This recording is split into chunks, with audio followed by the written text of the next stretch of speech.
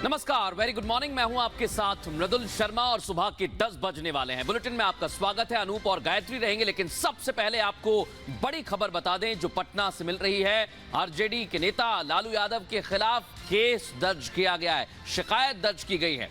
गांधी मैदान थाने में ये शिकायत दर्ज की गई है। प्रधानमंत्री के खिलाफ अभद्र भाषा के प्रयोग करने पर पुलिस से शिकायत की गई है। जानकारी आपको दे दें, बीजेपी के कार्यकर्ता हैं कृष्णा कुमार, उन्होंने पुलिस में जाकर लालू यादव के खिलाफ शिकायत की। उनका कहना है कि जिस तरह की भाषा का इस्तेमाल किया गया है ये बिल्कुल ठीक नहीं है, इसलिए मामला दर्ज किया जाना चाहिए। पटना में लालू यादव के खिलाफ शिकायत कराने पहुंचे हैं बीजेपी के कार्यकर्ता। बिल्कुल। और देखिए, कल जिस तरह से गांधी मैदान में विपक्ष ने एक बड़ी रैली बुलाई थी, उस रैली में बड़े बड़े दिग्गज भी पहुंचे थे, लेकिन यहां प्रधानमंत्री मोदी का अपमान हुआ और जो शब्दबान लालू प्रसाद यादव ने छोड़े उनकी मां के खिलाफ या फिर दूसरे तरीके से परिवार के खिलाफ, उसके बाद यह शिकायत दर्ज की गई है। और पटना में लालू यादव के खिलाफ बीजेपी के एक कार्यकर्ता ने शिकायत दर्ज कराई है गांधी मैदान थाने में। बड़ी खबर आपको बता रहे हैं, अभद्र भाषा के प्रयोग पर यह शिकायत बीजेपी कार्यकर्ता ने लालू यादव और तेजस्वी यादव के खिलाफ दर्ज कराई है। प्रतिपक्ष बिहार विधानसभा तेजस्वी प्रसाद यादव ने जिस तरीके से स्वर्ण समाज को लेकर के ठाकुर कुआं की पई है, कहीं ना कहीं हम लोग पूरी तरीके से आहत हैं कि जिस तरीके से उन्होंने टीका टिप्पणी किया, ये बहुत ही दुर्भाग्यपूर्ण बात है। और आदरणीय लालू प्रसाद यादव जी के ऊपर कहीं ना कहीं मुकदमा दर्ज होनी चाहिए, यह श्रीमान से आग्रह है। तो आपको बता दें, बिहार के गांधी मैदान में दरअसल तेजस्वी यादव की रैली हुई और ये रैली जो थी जिसमें तमाम विपक्ष के बड़े नेता शामिल हुए। प्रधानमंत्री नरेंद्र मोदी के खिलाफ टिप्पणी करने को लेकर विपक्ष की एकजुटता इस रैली में दिखाई दी, लेकिन प्रधानमंत्री पर कुछ ऐसा बोल गए लालू प्रसाद यादव जिसके बाद सियासी संग्राम छिड़ गया है। इस रिपोर्ट में आपको दिखाते हैं।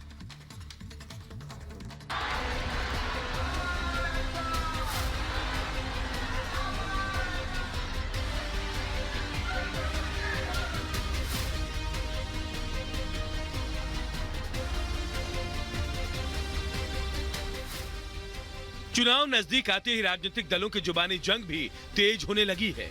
एक बार फिर से 2024 की तैयारी में राजनीतिक दल जुबानी जंग को तीखा करने लगे हैं, क्योंकि हर किसी को अब जीतने का लक्ष्य दिखाई दे रहा है। बिहार में विपक्ष का जमावड़ा लगा, जहां विपक्ष के कई बड़े नेता शामिल हुए। ये रैली विपक्ष को एकजुट करने से ज्यादा प्रधानमंत्री नरेंद्र मोदी पर तीखी टिप्पणी करने की थी। इंडी ने अपने दलों के साथ रैली का महा आयोजन किया, लेकिन शब्दों पर अपना आपा खो बैठे। आरजेडी प्रमुख लालू प्रसाद यादव ने मंच से पीएम मोदी पर हमला करते हुए कुछ ऐसा बोल दिया कि उसके बाद संग्राम छिड़ गया। वजह थी लालू की बदजुबानी जो पीएम मोदी के खिलाफ थी। परिवारवाद पर बोलते बोलते लालू प्रसाद यादव ने पीएम मोदी की पारिवारिक जिंदगी पर भी हमला बोला। लालू ने सियासी हड़कंप मचाया तो बीजेपी ने भी बिना देरी के हमला बोलना शुरू कर दिया। भ्रष्टाचार के मामले में घिरे लालू ने पीएम पर अभद्र टिप्पणी की तो बीजेपी के नेता और बिहार के डिप्टी सीएम भी पीएम के बचाव में उतर गए और मुंहतोड़ जवाब दिया।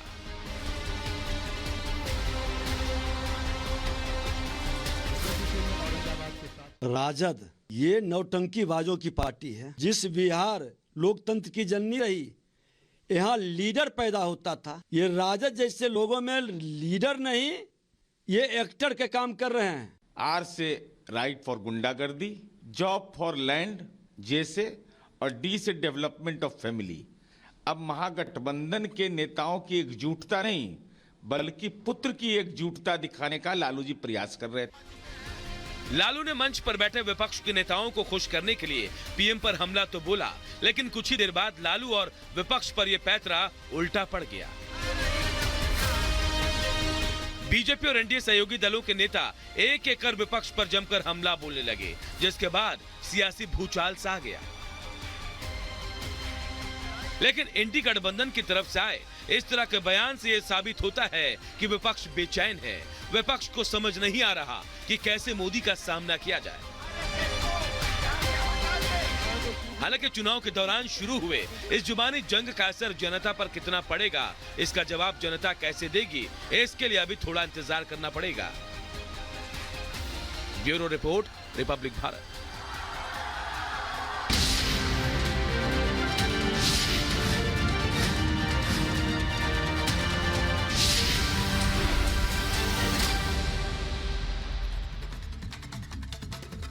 और अब बात मोहन कार्ड की करते हैं। बीजेपी उत्तर प्रदेश में अपने मोहन कार्ड के जरिए बड़ी सेंधमारी करने की तैयारी में, क्योंकि बीजेपी को भी पता है कि अगर दिल्ली फतह करना है तो बिहार और यूपी जैसे बड़े राज्यों में कहीं ना कहीं ऐसे कार्ड चलाने पड़ेंगे, क्योंकि इसका यहां की सियासत पर यादव वोट बैंक का सबसे ज्यादा असर है। रिपोर्ट आपको दिखाते हैं।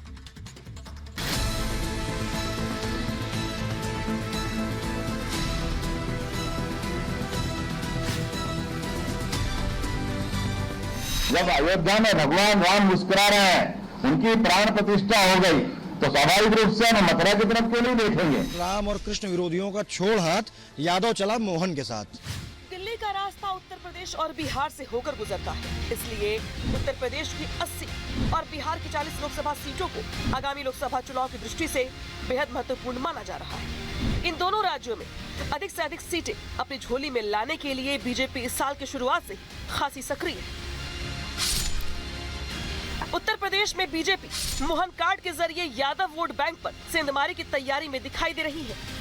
बीजेपी इस बात को बखूबी समझ रही है कि अगर दिल्ली फतह करना है तो बिहार और यूपी में अपनी जड़ें मजबूत करनी होगी, जहां की सियासत में यादव समाज का सबसे बड़ा प्रभाव रहा है। 2024 के रण के लिए बीजेपी ने हुंकार तो पहले ही भर दी थी, लेकिन शनिवार को बीजेपी ने अपनी पहली लिस्ट जारी कर विरोधियों को करारा जवाब दिया। 195 उम्मीदवारों में बीजेपी की पहली लिस्ट में 14% महिला उम्मीदवार, 14% अनुसूचित जाति, 9% अनुसूचित जनजाति, 29% ओबीसी उम्मीदवार, तो वही 34% अन्य उम्मीदवार शामिल हैं। बीजेपी की पहली लिस्ट आते ही राजनीतिक गलियारों में हलचल तेज हो गई।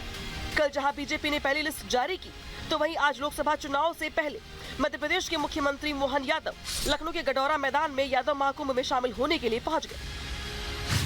यादव समाज के लोगों का कहना है कि बीजेपी का ये प्रयोग यादवों को उनके साथ लेकर जाएगा।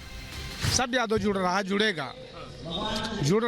बीजेपी भी चाह रही कि यादव हमारे साथ जुड़े। तो यादवों के वोट मिलेंगे बीजेपी? बहुत मिलेंगे। उपलब्ध में हम लोग यादव भाइयों से यही आग्रह करेंगे कि इस बार बढ़ चढ़ के आप लोग बीजेपी को वोट करें। कोशिश करनी चाहिए सबको, अपनी अपनी मेहनत तो हर आदमी करता है, कहाँ तक सफलता मिलती है तो बात की बात है।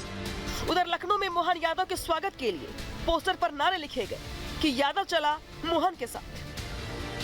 यादव महाकुंभ में शामिल हुए मोहन यादव ने अखिलेश यादव का नाम लिए बिना कहा कि मेरे आने से कई लोगों के पेट में दर्द हुआ।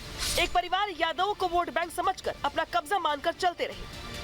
कभी भी आपको मौका मिले, आप यहाँ खुशहाल रहें, आबाद रहें, लेकिन और आने वाले समय में अपने काम धंधे को फैलाना है तो मध्य प्रदेश और उत्तर प्रदेश भाई भाई है, दोनों में कोई अंतर नहीं है। सदैव आपका स्वागत रहेगा, बार बार हम मिलते रहेंगे, एक दूसरे के साथ संवाद होता रहेगा और कोई किसी के पेट में दुखे मेरे को फर्क नहीं पड़ता है। जब भी आप बुलाओगे आपका ही भाई हूँ, जब बुलाओगे दौड़ा दौड़ा चला आऊंगा।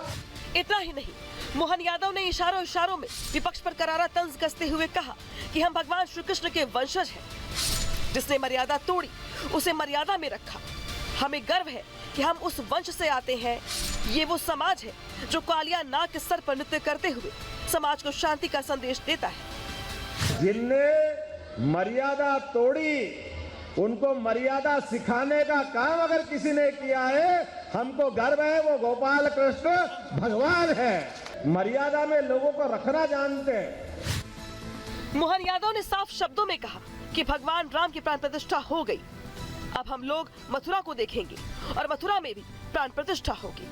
हमने सबने देखा बदलते दौर का समय है, और बदलते दौर के समय में जब अयोध्या में भगवान राम मुस्कुरा रहे हैं, उनकी प्राण प्रतिष्ठा हो गई, तो स्वाभाविक रूप से हम मथुरा की तरफ क्यों नहीं देखेंगे। मथुरा की तरफ तो देखना ही पड़ेगा। बोले गोपाल